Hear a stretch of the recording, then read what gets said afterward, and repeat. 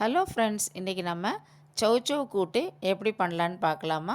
சௌசௌவை நான் தோலியெல்லாம் சீவிட்டு சின்ன சின்னதாக கட் பண்ணி போட்டிருக்கேன். கொஞ்சம் பயத்தம்பருப்பு போட்டிருக்கேன். 3 பச்சை மிளகாய் எடுத்துட்டுருக்கேன். காரத்துக்கு தகுந்த மாதிரி நீங்கள் பச்சை மிளகாய் எடுத்துக்கோங்க. கொஞ்சம் தேங்காய் போட்டுக்கலாம். ஜீரகம். நான் ஒரு தக்காளி பழம் புளிப்பு லைட்டாக வேணுங்கிறதுக்காக ஒரே ஒரு தக்காளி பழம் போட்டிருக்கேன் கட் பண்ணி.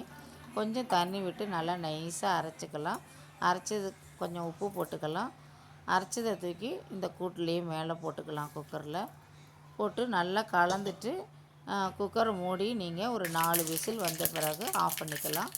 இப்போ எண்ணெய் ஊற்றி கடுகு, உளுத்தம்பருப்பு, பெருங்காயம், கருவேப்பிலை தாளித்து கூட்டு நல்லா வெந்துருச்சு. அதில் தூக்கி போட்டுக்கலாம்.